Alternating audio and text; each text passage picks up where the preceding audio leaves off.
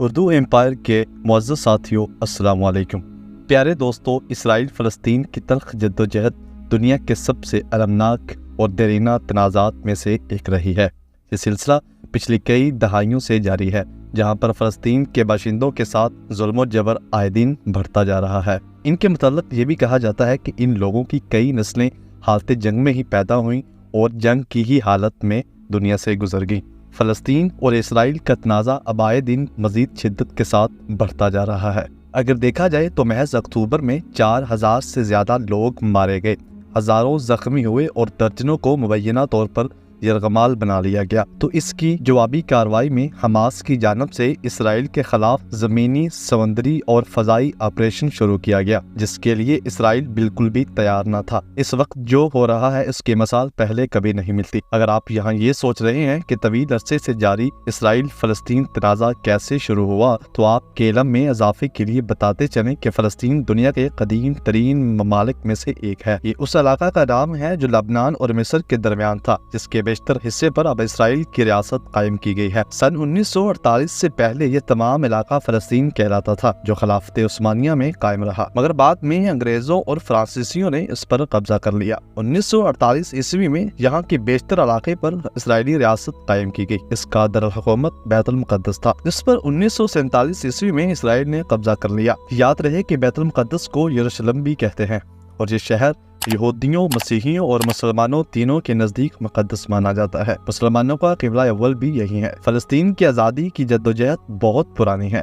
دنیا کی ہر زبان کے ادب میں اس پر کتابیں تخلیق ہوئیں۔ اردو ادب میں بھی علامہ اقبال، فیض احمد فیض، ظفر علی خان، احمد ندیم قاسمی، احمد فراز، انتظار حسین اور نعیم صدیقی وغیرہ نے عمدہ ادب تخلیق کیا ہے۔ اس سلسلے میں مزید معلومات کے لیے محمد افتخار شفیع کی کتاب اردو ادب اور آزادی فلسطین دیکھی جا سکتی ہے۔ ان علاقوں میں عبرانی قومیت ہیبریوز کے لوگوں کی آمد کے نشان ولادت مسیح سے لگ بھگ 1100 سال قبل میں ملتا ہے۔ حضرت سیموئیل جو اللہ کے نبی تھے اور پہلے اسرائیلی بادشاہ بھی تھے، انہوں نے کافی عرصہ حکومت کی، اور جب وہ بوڑھے ہو گئے تو انہوں نے اللہ کے حکم سے حضرت طالوت علیہ السلام کو بادشاہ مقرر کیا۔ اس واقعے کا ذکر قرآن مجید کے دوسرے پارہ میں سورہ بقرہ میں بھی ملتا ہے۔ حضرت طالوت علیہ السلام 1004 قبل مسیح سے 1020 قبل مسیح تک حکمرانی کی۔ اسی دوران انہوں نے جنگ کر کے جالوت کو مغلوب کیا اور اس سے تابوت سکینہ واپس لیا، جس میں حضرت موسیٰ علیہ السلام، حضرت ہارون علیہ السلام کے تبرکات تھے۔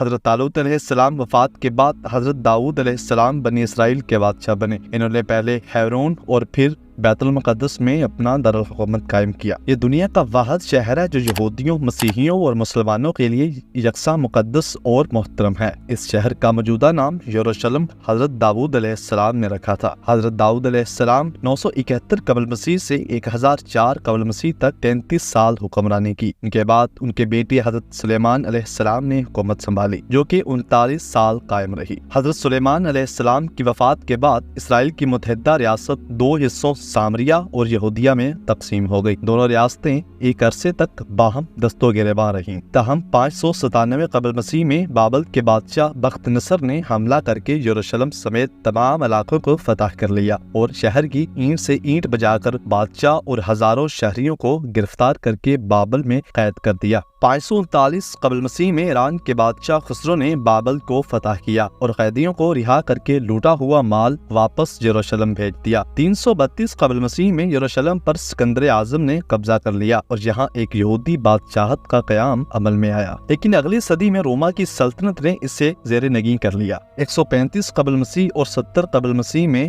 یہودی بغاوتوں کو کچل دیا گیا۔ اس زمانے میں اس خطے کا نام فلسطین پڑ گیا۔ 20 اگست 343 عیسوی کو عرب فاتحین نے فلسطین کو فتح کر لیا۔ یہ قبضہ پرامن طریقہ سے عمل میں لایا گیا۔ 363 سال تک یہاں عربی زبان اور اسلام کا دور دورہ رہا، تاہم یہودی ایک اقلیت کی حیثیت سے موجود رہے۔ 11ویں صدی کے بعد یہ علاقہ غیر عرب، سلجوق، مملوک اور عثمانی سلطنتوں کا حصہ رہا۔ 1199 میں سلطان صلاح الدین ایوبی نے بیت المقدس کو فتح کیا اور یہاں مسلمانوں کی حکومت قائم کی گئی۔ 4 صدیوں تک عثمانیوں کی حکمرانی کے بعد 1917 میں برطانیہ نے اس خطے کو اپنی تحویل میں لے لیا اور اعلان بلفور کے ذریعے یہودیوں کے لیے ایک قومی ریاست کے قیام کا وعدہ کیا گیا۔ فلسطین کی جانب سے یہودیوں کی نقل مکانی 17ویں صدی کے اواخر میں شروع ہو گئی۔ 1930 تک نازی جرمنی کے یہودیوں پر مظالم کی وجہ سے اس میں بہت اضافہ ہو گیا اور 1920 سے 1936 عیسوی تک عربوں کی طرف سے یہودیوں کی نقل مکانی اس علاقے میں آمد کے خلاف پرتشدد مظاہرے ہوئے، مگر یہ سلسلہ جاری رہا۔ 1947 میں اقوام متحدہ کی جنرل اسمبلی نے ایک قرارداد کے ذریعے فلسطین کو تقسیم کر کے عرب اور ایک اسرائیلی ریاست قائم کرنے کا اعلان کر دیا۔ برطانیہ نے اس علاقے سے 1948 میں اپنی افواج واپس بلا لی۔ 14 مئی 1948 کو اسرائیل کی آزاد حکومت کے قیام کا اعلان کر دیا گیا۔ یہاں ہونا تو یہ چاہیے تھا کہ اسرائیل کے ساتھ ہی فلسطین ریاست بھی قائم کر دی جاتی، لیکن ایسا نہ ہو سکا۔ عربوں نے تقسیم کو نامنظور کر دیا اور مصر، اردن، شام، لبنان، عراق اور سعودی عرب نے نئی اسرائیلی ریاست پر حملہ کر دیا، تاہم وہ اسے ختم کرنے میں ناکام رہے، بلکہ اس حملے کی وجہ سے یہودی ریاست کے رقبے میں اور اضافہ ہو گیا۔ 1949 میں اسرائیل نے عربوں کے ساتھ الگ الگ صلح کے معاہدے کیے اور اردن کے علاقے پر قبضہ کر لیا، جبکہ مصر نے غزہ کی پٹی اپنی تحویل میں لے لی، تاہم ان دونوں عرب ممالک نے فلسطینیوں کو اٹانوی سے محروم رکھا۔ 29 اکتوبر 1958 کو اسرائیل نے صحرائے سینا پر حملہ کر کے اسے مصر سے چھین لیا۔ اس حملے میں برطانیہ اور فرانس کی حکومتوں نے اسرائیل کا ساتھ دیا۔ 6 نومبر کو جنگ بندی عمل میں آئی۔ عربوں اور اسرائیل کے درمیان ایک عارضی صلح کا معاہدہ اقوام متحدہ کی زیر نگرانی ہوا، جو 19 مئی 1967 تک قائم رہا۔ جب مصر کے مطالبے پر اقوام متحدہ کے فوجی دستے واپس بلا لیے گئے، مصری افواج نے غزہ کی پٹی پر قبضہ کر لیا اور خلیج عقبہ میں اسرائیلی جہازوں کی آمد پر پابندی لگا دی۔ تو 5 جون 1967 کو 6 روزہ عرب اسرائیل جنگ شروع ہو گئی۔ اسرائیلیوں نے غزہ کی پٹی کے علاوہ صحرائے سینا پر بھی قبضہ کر لیا۔ اس کے علاوہ انہوں نے مشرقی یروشلم کا علاقہ، شام کی گولان کی پہاڑیاں اور عرب اردن کا علاقہ بھی اپنے قبضہ میں کر لیا۔ 10 جون کو اقوام متحدہ نے جنگ بندی کرا دی اور معاہدے پر دستخط ہو گئے۔ 6 اکتوبر 1973 کو یہودیوں کے مقدس دن یوم کپور کے موقع پر مصر اور شام نے اسرائیل پر حملہ کر دیا۔ اسرائیل نے جوابی کارروائی کرتے ہوئے شامیوں کو پسپائی پر مجبور کر دیا اور نہر سویز عبور کر کے مصر پر حملہ آور ہو گیا۔ 24 اکتوبر 1973 عیسوی کو جنگ بندی عمل میں آئی اور اقوام متحدہ کی امن فوج نے چارج سنبھال لیا۔ 18 جنوری 1974 کو اسرائیل نہر سویز کے مغربی کنارے سے واپس چلا گیا۔ پھر 3 جولائی کو اسرائیل دستوں نے یوگنڈا میں NTB کے ہوائی اڈے پر یلغار کر کے 103 یرغمالیوں کو آزاد کرا لیا، جنہیں عرب اور جرمن شدت پسندوں نے اغوا کر لیا تھا۔ نومبر 1970 میں مصر کے صدر انور سادات نے اسرائیل کا دورہ کیا۔ 26 مارچ 1979 کو مصر اور اسرائیل نے ایک امن معاہدے پر دستخط کر کے 30 سالہ جنگ کا خاتمہ کر دیا۔ اس کے ساتھ ہی دونوں ممالک میں سفارتی تعلقات قائم کیے گئے اور 3 سال بعد 1982 عیسوی میں اسرائیل نے مصر کو صحرائے سینا کا علاقہ واپس کر دیا۔ جولائی 1980 میں اسرائیل نے مشرقی یروشلم سمیت پورے یروشلم کو اسرائیل کا دارالحکومت قرار دے دیا اور جون 1981 کو اسرائیلی جیٹ جہازوں نے بغداد کے قریب عراق کا ایک ایٹمی ری ایکٹر تباہ کر دیا، جس کے بعد اسرائیلی فوج نے PLO کی مرکزیت کو تباہ کرنے کے لیے لبنان پر حملہ کر دیا۔ مغربی بیروت پر اسرائیل کی تباہ کن بمباری کے بعد PLO نے شہر کو خالی کرنے پر رضامندی ظاہر کی۔ اسی سال 14 ستمبر کو لبنان کے نو منتخب صدر بشیر جمائل کو قتل کر دیا گیا۔ 26 ستمبر 1982 عیسوی لبنان کے مسیحی شدت پسندوں نے اسرائیل کی مدد سے 2 مہاجر کیمپوں میں گھس کر سینکڑوں فلسطینیوں کو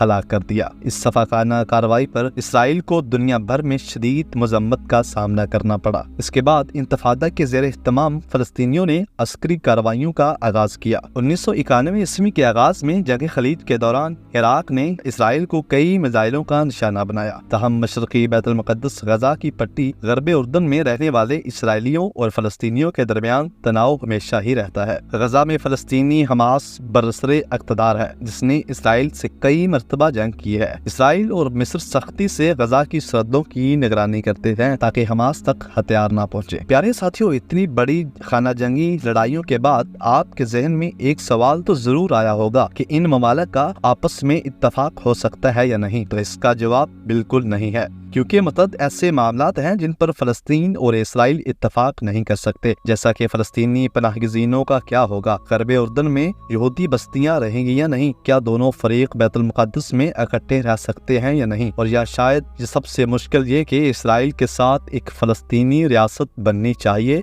या नहीं। ये तो गुज़िश्ता 25 सालों में अमन मुज़ाकरात वक्तन फ़वक्तन होते रहे हैं मगर मामलात हल नहीं हो सके। इसराइल आज भी ग़र्ब उर्दन पर काबिज़ है, ताहम उसने गजा की पट्टी से फौजें निकाल ली हैं, मगर अक़वाम मुत्तहिदा आज भी इस इलाके को मकबूजा मानता है। इसराइल पूरे बैतुल मुक़द्दस को अपना दरुल खलाफा मानता है, जबकि फ़लस्तीन मशरक़ी बैतुल मुक़द्दस को मुस्तक़बिल की फ़लस्तीनी रियासत का दरुल हुकूमत मानते हैं। अमेरिका उन चंद ममालिक में से एक है जो इसराइली दावे को तस्लीम करता है। गुज़िश्ता 50 सालों में इसराइल ने यहाँ आबादियाँ बना ली हैं जहाँ 6 लाख यहूदी रहते हैं। फ़लस्तीनियों का कहना है कि ये बैनुल अक़वामी क़वानीन के मुताबिक गैर कानूनी है और अमन की राह में रुकावट है, जबकि इसराइल इसे मुस्तरद करता है। यही मसला आज भी इनके दरमियान गश्त कर रहा है, जिसके तहत ये सूरत हाल आज तक जारी है और आए दिन मजीद सूरत हाल खराब होती जा रही है। जी तो प्यारे साथियों, आज की वीडियो में महज इतना ही। वीडियो कैसी लगी हमें नीचे कमेंट सेक्शन में कमेंट करके जरूर बताइएगा और अपना बहुत सारा ख्याल रखिएगा। अल्लाह निगहबान।